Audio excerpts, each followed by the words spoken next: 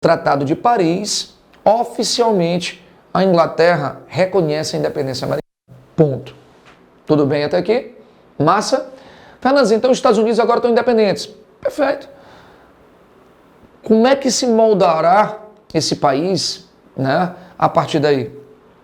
A partir daí, pessoal, o princípio, né, de extensões territoriais. Imaginava-se que os grandes países teriam maiores possibilidades de desenvolvimento. Professor, o senhor está plagiando Friedrich Hatzel em sua teoria, né, do espaço vital. É isso mesmo, gente. Imaginávamos, até o século XIX e XX, o Hitler utilizou esse princípio para justificar a Alemanha na Segunda Grande Guerra Mundial. Então imaginava-se que quanto maior fosse o tamanho de um país, maiores seriam as possibilidades de desenvolvimento desse país.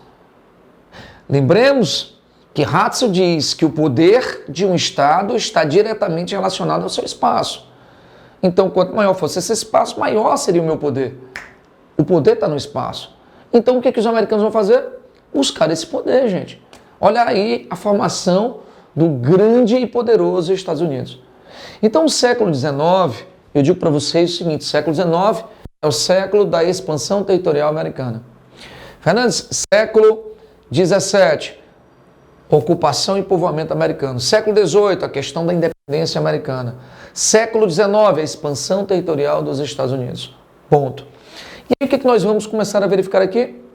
Bom, começamos a verificar, pessoal, que o processo de expansão territorial se deu gradativamente nos Estados Unidos. A priori, o que acontece?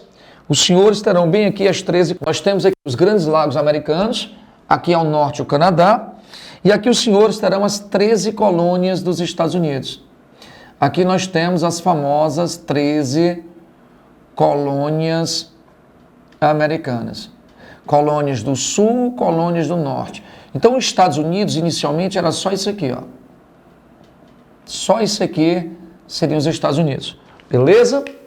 Aí, pessoal, malandramente, os americanos disseram o seguinte, bom, já ganhei a guerra mesmo da Inglaterra, eu vou obrigar os ingleses a me cederem esse territóriozinho oeste e vou obrigar a Inglaterra a me ceder esse outro território ao nordeste.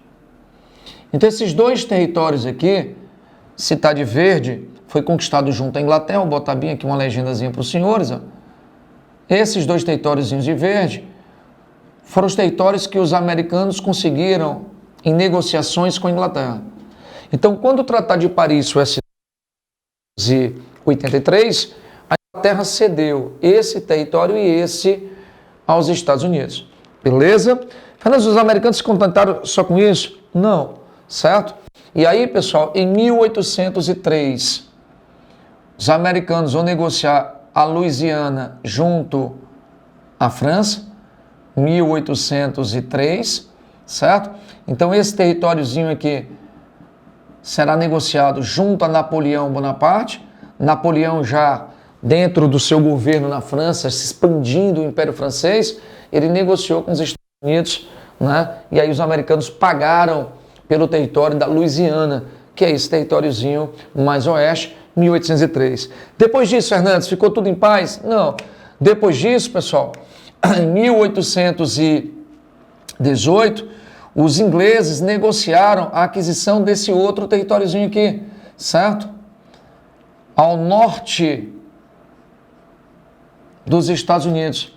Então, também negociado através de um acordo com a Inglaterra. Professor, foi só isso daí que os americanos conquistaram? Não, gente. Em 1819, eles vão conseguir comprar esse territóriozinho de baixo. Professor, como é que a gente vai chamar esse territóriozinho de baixo? Isso aqui é a Flórida, certo?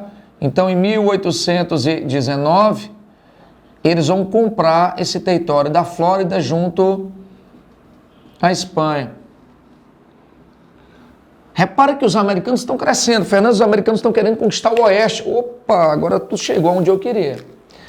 Pessoal, no século XIX, os americanos lançarão uma doutrina que a gente chama de Destino Manifesto.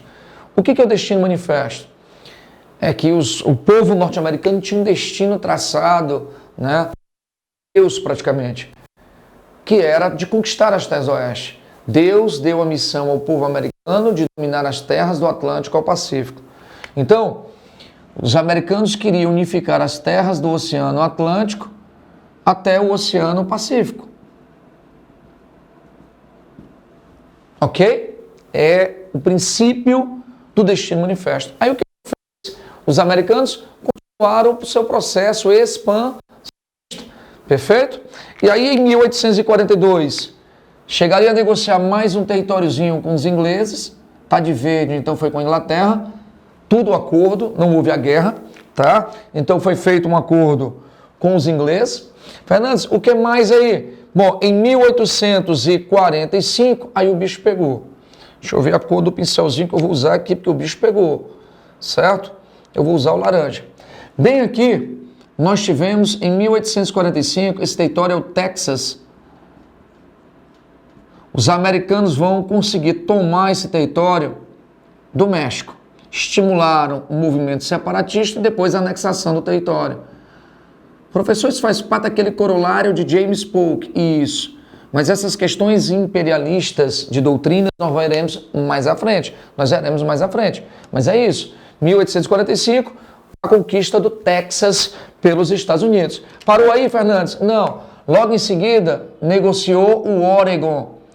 Esse território do Oregon, noroeste dos Estados Unidos, foi negociado com os britânicos logo em seguida, por volta de 1846.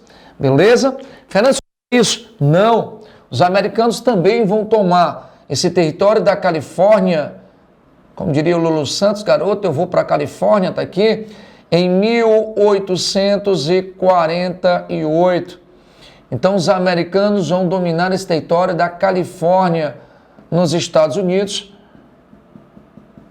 Costa Oeste. Tomaram de quem, Fernando? Do México, de novo. E aí, pessoal, finalmente, nós tivemos, em 1853, esse último território aqui. Esse daqui foi comprado. Esse daqui, eu vou puxar para cá para você entender, é o Novo México. Os americanos aqui, eles vão comprar, tá? Se os outros dois foram tomados, ele foi comprado em 1853, ok?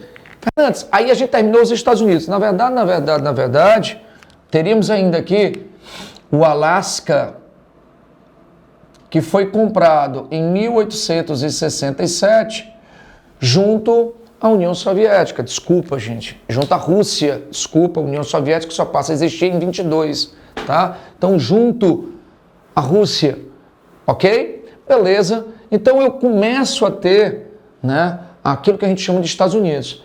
Então, existe o que a gente chama de Prisioneiros da Geografia, um livro maravilhoso que ele diz que os americanos receberam um presente divino, de fato. Porque pensa, você não ter um vizinho como grande potência, uma Inglaterra da vida, uma França da vida, você tem um Canadá e um México que não são ameaças e um território com abertura do Oceano Atlântico ao Pacífico. Alfred Mahan, 1890, quando ele fala sobre o poder marítimo, certo? Ele descreve muito bem isso. A ideia de uma grande potência ter saída para o comércio mundial e para um revide militar em qualquer flanco de batalha a partir exatamente de grandes oceanos. Estados Unidos tem isso. Não tem uma grande potência como vizinho, não tem ameaças, ela é hegemônica, tá? Um vasto território, um espaço vital fantástico, riquezas minerais, veremos isso aqui principalmente na região dos Manufacturing Belts, e saída para os grandes oceanos. Bom, não bastasse isso, eu ocupei. Os territórios são meus. O que é que eu tenho que fazer agora? Povoar. Então, em 1862, o recém-eleito presidente Abraham Lincoln, ele vai estabelecer o que a gente chama na história de Lei Lincoln. E o que estabelecia a Lei Lincoln? É que todos os colonos que chegassem aos Estados Unidos e ocupassem o Oeste, as terras que eles estavam tomando naquele momento, se eles ocupassem as terras do Oeste por 5 anos, essa família garantiria 65 hectares de terras. É a Lei Lincoln 1862. Tudo bem para vocês agora, gente? Tranquilão? Moçada, isso seria o século XVIII e o século XIX, Estados Unidos. Próximo ponto da gente é a Guerra da Secessão. E aí, gente, falaremos um pouco sobre a questão racial, as raízes do problema, 1863, a abolição dos escravos, e falaremos, evidentemente, sobre as grandes doutrinas estabelecidas pelos Estados Unidos. Aí eu vou aproveitar e fazer um levantamento das doutrinas, inclusive de Trump, atualmente. Beleza aí? Show de bola. Moçada, bom estudo para vocês, forte abraço e até o nosso próximo encontro. Valeu!